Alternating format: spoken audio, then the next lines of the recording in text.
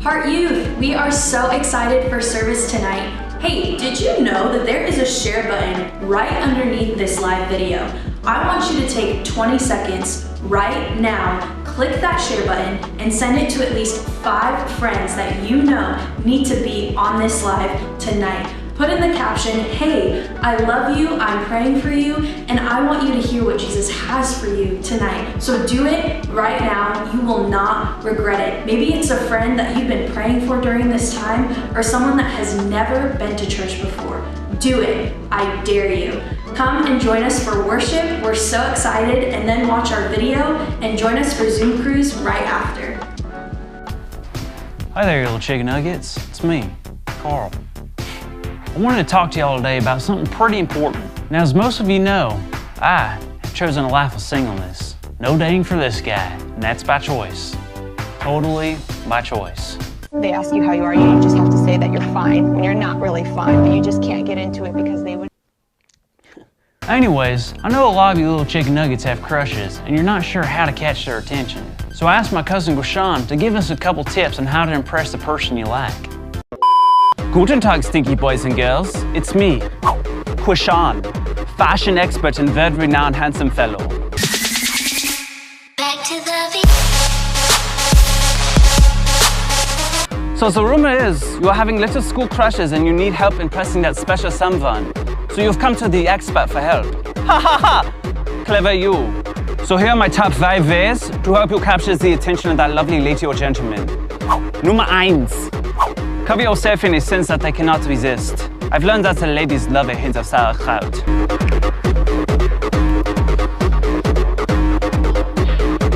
She likes it. Nummer 2. Butter them up. Ugh, das ist ekelhaft. Not quite what I meant. You'll want to butter them up with your smooth talking. Hey there, smooth face. Want to get ice cream and talk about climate change? Neither do I. Nummer 3. Show that silly boy or fancy girls that you have a sense of humor. Take this art for example. Art? More like fart. Because it stinks. Ha ha ha! Carter is so funny, isn't he? Said no one. Nummer 4. Find some common ground. You know, something in common with them. Wow, we both have eyeballs. What a coincidence. Nummer 5. Be spontaneous. They always love it when you surprise them.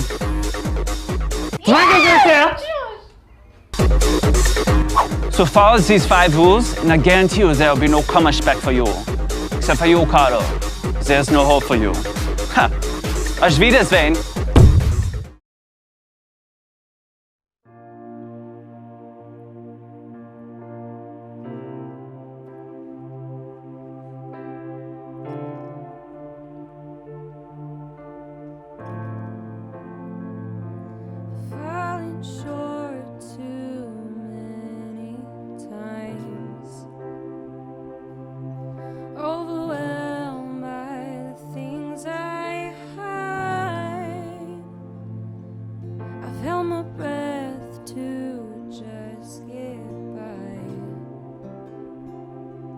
Stuck in the patterns of my mind, and that's where you'll find me. Yeah, that's where you'll find me.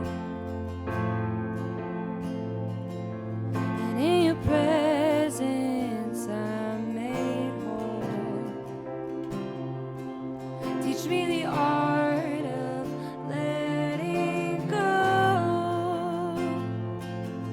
cut the ties that bind my soul. Show me a love I've never known. Your presence, in your presence I'm made whole.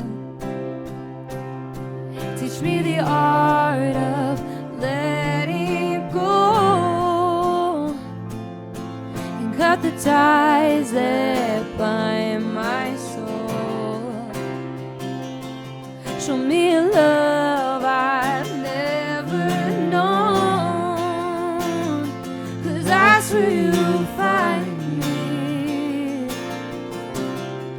Yeah, that's where you'll find me every time. That's where you'll find me. Yes, you do. And that's where you'll find me. Ooh. Take this fainted heart, give it courage to believe that every truth you spoke is a promise meant for me. Take these unclean hands, I offer every part of me, and there's no going back, for my God has set me free. Take this fainted heart, give it courage to believe that every truth you spoke is a promise meant for me.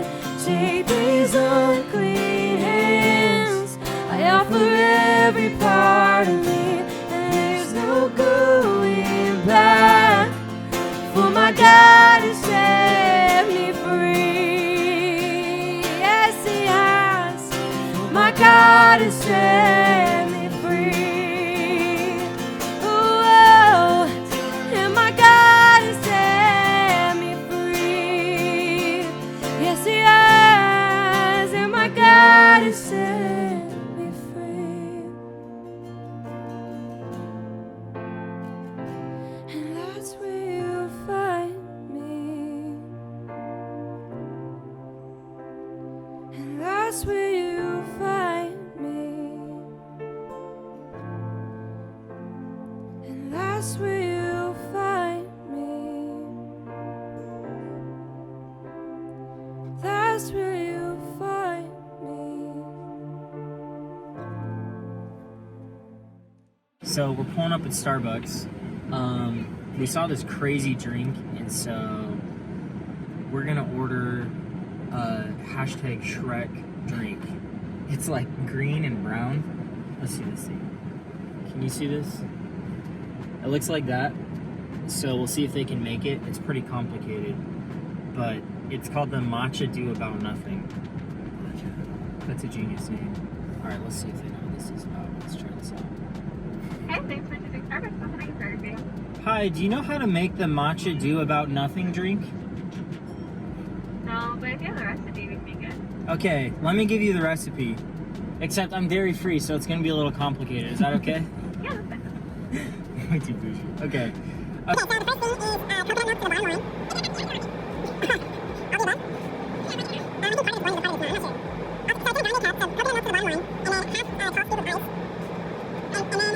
ML, is that milliliters? Maybe.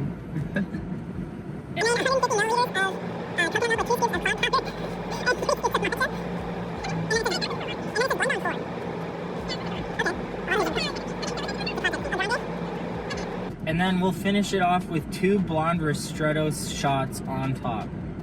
Okay. And then can we do that with a nitro lid? Sippy cup, is that what they're? Anything else? And then, Chandler, what's something to drink? Water.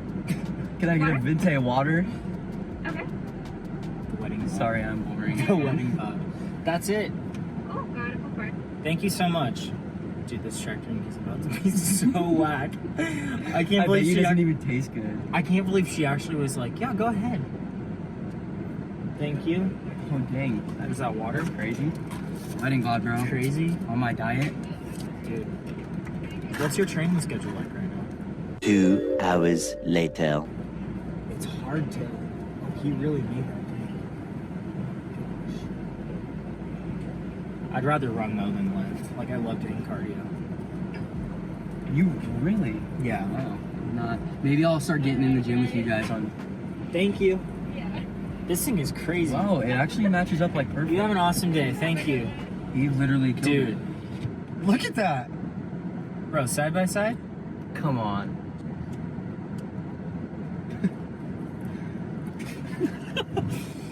It kind of tastes like. I don't really like just the top. Let's try to shake this thing up. Honestly, dude, I'd give it like an 8 out of 10. Is it worth the $7? I would never spend $8 on a drink again like this, though. That is wild. Dude, shout out to Starbucks, though. They'll do anything. All right, well, let's talk relationships. Let's hear a little bit about your story, your dating journey. You and Alex are about to get married. Walk us through the past 5 years, how you guys met, all that stuff. Yeah, so like Ryan said, I'm getting married in a little bit, but to my high school sweetheart, we met in high school about a little over 5 years ago. I met her, she was a freshman in high school, I was a sophomore at Cactus, and yeah, we pretty much, we talked for, I don't know what they call it now, but it's called the talking stage when we were in high school. It's like when you're like Mom, I'm not dating them. But you're like constantly talking and hanging out. Texting all the time, hanging out, going to lunch together. Yeah. So we talked for like 6 months, and she'll still give me crap today about that because it took me 6 months to ask her to be my girlfriend. But 6 months? Yeah, 6 months. But we talked for 6 months, and then on April 3rd of 2014, I asked her to be my girlfriend, and we've been dating ever since. And a little over a year ago, I asked her to be my wife. So I proposed to her, and we've kind of been on an awesome journey for 5 years of being together, being best friends, and it's been, the most amazing journey, and I love her with all my heart. And I think what was really cool is we both knew from the start that like we were going to be together forever, and that she was going to be the person that I was going to marry, and she was going to marry me. So it's been a cool and really awesome journey over the past 5 years. We went to school together, obviously, and then we're both going to GCU together, and she's graduating early, so we get to graduate together. Yeah, that's pretty much our journey. That's super cool. I think what's cool is like you don't really hear about like high school relationships like working out, I feel like pretty much every high school relationship just about usually ends up in a little bit of heartbreak or a breakup or something like that. For sure. So I feel like a big thing with young people, and maybe for some people that are listening tonight, is like how to date, I think a lot of young people just like date for fun, or it's like I've heard guys say like, oh, we're not really a thing, or we're not gonna get serious, but it's like we're just like chopping it up, like we're just like, that's like, it's like not a big deal. So like, can you date and not like think it's a big deal? Like, is that dangerous? Is that okay? Is it okay in high school to like date around to figure out what you want, what you like? Like, maybe talk a little bit about that, like dating for fun or just dating without intention. Yeah, I think something that is super important, I think if you're gonna date someone, that like you gotta have an intent to marry that person. And that was what was really cool about like me meeting Alex, was from the start we both were like in it collective together for the like long haul. We're like, look, like we want to be together forever. So for me, I look at it, I don't think it's super good to date around. And we had a lot of friends in high school, and people that we hung out with that had new girlfriends and boyfriends like every other day. Like you couldn't keep up. Yeah, I couldn't keep up. But the thing that was super special about Alex and I is we had the collective decision, like, look, like we want to be together forever, and we're in this for the long haul. So I think that would be like my biggest pointer to people, is like date with the intent to marry that person. So that's kind of been, that's I think what has allowed Alex and I to be together for 5 years and now getting married, is because the whole process we knew that we were in it for the long haul, and we were going to marry each other. So that's really cool. Something too, like one of my old mentors used to always tell me, and it's such a cheesy line, and I almost don't even want to say it because I feel like it's cheesy, but it's so true. My mentor, when I was in high school, when he was trying to grill things into me about dating, he would say that dating without intention is like going to a grocery store with no money. Have you heard this? I've never heard Going it. to a grocery store with no money. You either leave unhappy or you leave with something that's not yours. Yeah.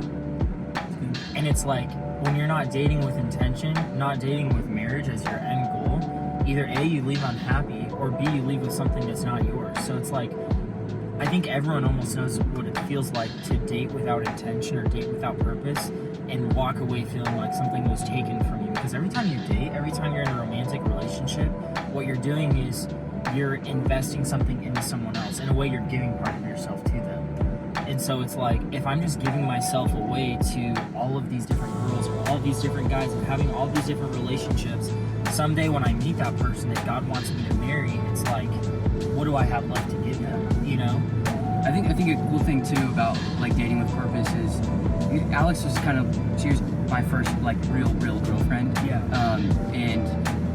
So I don't have any like past experiences from this, but the cool thing is I think a lot of people that we were surrounded with in high school and even college, when they would date without purpose, a lot of their relationships would end badly and they would end hurt.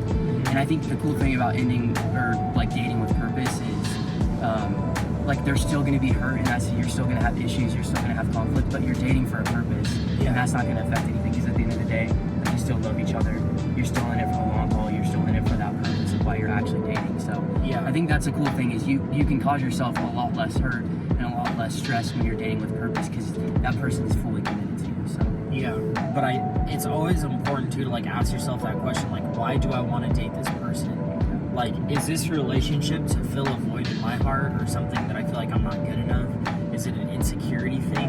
Is it my dad wasn't in my life and this is a guy who's giving me attention, so I'm just going to accept the first bit of attention I get from any guy? Or is it truly to like marry someone? Is it truly to like find that partner, that person that God's given you? And so I feel like why we date is a big question too, and it's so countercultural. Like, dating and culture is fun. It's for what you can get out of it. It's for the physical side of it. It's for all those things. So I think it's always important to just like stop, slow our roll. Why am I in a relationship? Like, why am I interested in dating this person? And really, my heart is like not to encourage young people like not to date. Yeah. But it's like, how can you date well? Yeah. I think a big part of dating well and something that Alex and I have really learned like over the past 5 years is it's kind of like marriage or like any other friendship that you're having. There's got to be like commitment on both sides. So I think something that's been really cool, especially for like purity, saving that for when we're married, and just staying healthy and like rooted in Jesus, like with our relationship, is the commitment on both sides and like holding each other accountable for that. So I think that's like my biggest pointer, like to any high schooler, and even something that I wish I would have learned like when we first started dating is just like having an accountability and being committed to one another. That's like a huge thing and a huge part of it. And also just surrounding yourself, I think too, with good people. And like our parents were super awesome and kept us rooted and kept us like on a good path, and also our friends were really good too. And I think that those are two like huge things that I would recommend: the people that you're surrounding yourself with, and then also like staying committed to one another. It's got to be like a two-sided thing. It goes both ways. Where you guys can I'd also say like group dating. Like date in groups. If you're constantly alone on a date, chances are it's probably not going to the best place when you're in high school. I mean, when we first started dating, our parents didn't really want us to do like solo dates, and we couldn't even drive. Got my license, so we couldn't even drive. So a lot of our stuff was like hanging out with your people, and I think that's a great point. Hanging out in groups, group dating is huge, dude. Like, I also think it's important to like let your friends that you trust and you let speak into you like actually have a voice into your relationship. It's like they can't speak into your relationship if they don't know your significant other or your other person. Like, you gotta bring them around them, let them speak into it, bring it to a mentor, bring it to a friend. Like, hey, what do you honestly think about her? Like, when I first started dating Erin, I was intentional with bringing her around people in my life who I really trusted. I really wanted to speak into my life because I knew I loved Erin when I met her and first started dating her, but I wanted that extra confirmation from the people who I love and I trust. And sometimes you don't always see everything yourself. It's like, it's good to have that. Will you let someone else, in that relationship? So I think the thing that like Alex and I were able to realize from like the early start of our relationship was, I don't want to get like super political about it, but like in the Bible, like God created like sex and purity for a reason, and that's to save it for marriage. And it's not to like rid us of fun, but to save that, because there's something special from that. And that's all that God is trying to do. He's trying to allow us to save that special moment for a special individual. So I think that's like something that Alex and I were able to realize like early on. Like, look, like this is something that we want to save. It's something that we want to share together when we're married. And another thing that allowed us to like keep those healthy boundaries was just one, like the people we were around, and then also like the places we allowed ourselves to be around, staying with groups or serving at church and stuff like that. So that's something that like we were able to do from an early age, and something I'm so glad that like we were able to maintain Yeah. to now. So. Yeah, I think that's so good, man. Like, I love that you said that. Like, when God gives guidelines for sex and the purpose of it, it's not to like take fun from us, and it's not to like not make you feel good, but it's to literally protect you. Because maybe you're listening and you know what it's like to slip or to give yourself to someone that you didn't end up staying with in a relationship. And we want to talk more about that at the end and God's grace and all those amazing things. But I think it's such a big thing with relationships in high school is setting up those boundaries. I love how you talked about how you spend your time being in church, like being around the right people. If you're like in the right place around the right people, it's a lot harder to make the wrong decisions. Because there's like this conviction, there's this real relationship thing going on where you're letting them speak into your life and you're open. And it's like, for Aaron and I, so a big part of my journey was that through junior high and the first part of high school, I found something out in myself, and it was that there was this part of my heart that was really broken, and I was really insecure. And so I would fill that void with relationships. And so I remember after my sophomore year, I made this vow to myself, and it sounds so stupid, but I told myself, I'm not gonna kiss another woman until I know it's the woman I'm gonna marry. Like, I will not kiss another girl. And so between my sophomore year of high school and through graduating college, because Aaron and I did not meet until the year after I graduated college, I never kissed a girl. Like, there were some girls that I took on dates and dated in college, and I didn't kiss them because I knew deep down that wasn't the girl I was going to marry. And so then when I met Aaron, pretty quickly into dating her, there was something different. I'm sure you felt that with Alex. It's like, this is it. There's nothing else. There's nothing outside of this that I want. And I actually waited 1 month into dating Aaron to actually giving her a kiss. And that was the first kiss that I had had in like 8 years. So it was so awkward. Like, it was the most awkward first kiss, but honestly, it was the most special thing to be able to give her that and to be able to say, like, you know, there was intention behind that. And she was giving me like, months after that, she was giving me a hard time. Like, I didn't know if you were attracted to me. Like, why didn't you want to kiss me? And all these dumb things. But for me, it was like, I want to build a friendship. I want to build a real relationship beyond just what's physical. Because I think everyone wants the physical side. Everyone wants the part that feels good, that's emotional, that's deep. But before I connected with like her body or her, I wanted to connect with her as a person, as her heart. And I think especially for guys listening, like, dude, be a gentleman. Like, don't steal a kiss. Like, don't push a girl to go far. Like, honor them. Like, honor their bodies. Honor who they are. And get to know them as a person first. And that was huge in our relationship because we dated for about 9 months. We got engaged. And then we had an engagement that lasted about 9 months. So it was all really quick for us. But that was a huge thing, was not starting off with the physical side of things. Because I think that the farther you go, the quicker you go farther, the harder it is to like hold that back. You know, it's like if in the first week of dating you're like making out, it's like you can kind of tell where that's gonna go because then making out will be enough. You got to go to the next thing and the next thing. And it's like you just want to guard that, and you want to honor the person that you're dating. You want to honor yourself. So it's good. Let's talk to maybe some people who are listening who just heard all of that and maybe feel completely challenged, or maybe they just feel like too much of a mess. Like, you don't know how far I've gone, you don't know what my relationships are like I'm just a mess, I've never had a good relationship. Like, let's just encourage those people that are listening. And yeah, I think the awesome thing about, you know, the God that we hear about every single week and the God that we worship is that he's a God of grace and a God of mercy. So yeah, I think something that if I could encourage anyone, and something that like I pray about every single day is, God, thank you so much for your grace and your mercy for me. Yeah. Like, no matter what I say or what I do or how I act towards other people, God, you are still there. You still love me. So I would say that my biggest encouragement to you is that, you know, we worship a God who is so merciful, who has so much grace and loves us so much. So no matter what circumstance, whatever stage of life you're walking through, like, our God is so good, and he's gonna walk through it with you. He's gonna have grace. Dude, that's so God's grace. This isn't, when we're talking about dating and the best practices and how to do it in a way that honors God, it's not about being religious. Yeah. And I hope you hear that tonight. That this isn't religious. This is just us pursuing God's best for our life. And so I would say, like, if you struggle with sexual addiction, if you've struggled with bad relationships in the past, if you've been cheated on, if you know what it's like to be in a relationship that's abusive, like, God's grace can cover the ground and can get to the most broken part of your heart.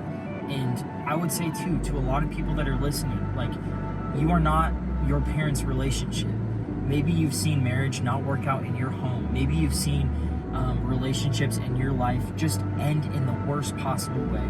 Your parents' story does not have to be your story, that God would want to do a new thing through your heart.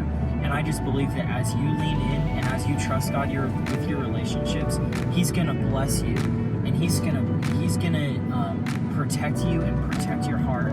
And I believe, because I know I've felt it physically, even just in myself, where I struggled with a pornography addiction for 8 years, and that was a serious part of my journey. And I've seen how God has healed that area of my life. He's redeemed it. I now have an amazing marriage. Our life is not perfect. We just love Jesus, and His grace has been poured out on our life in an amazing way. And so I would just encourage you, man. God's grace can cover the ground of any of the distance you can feel from Him.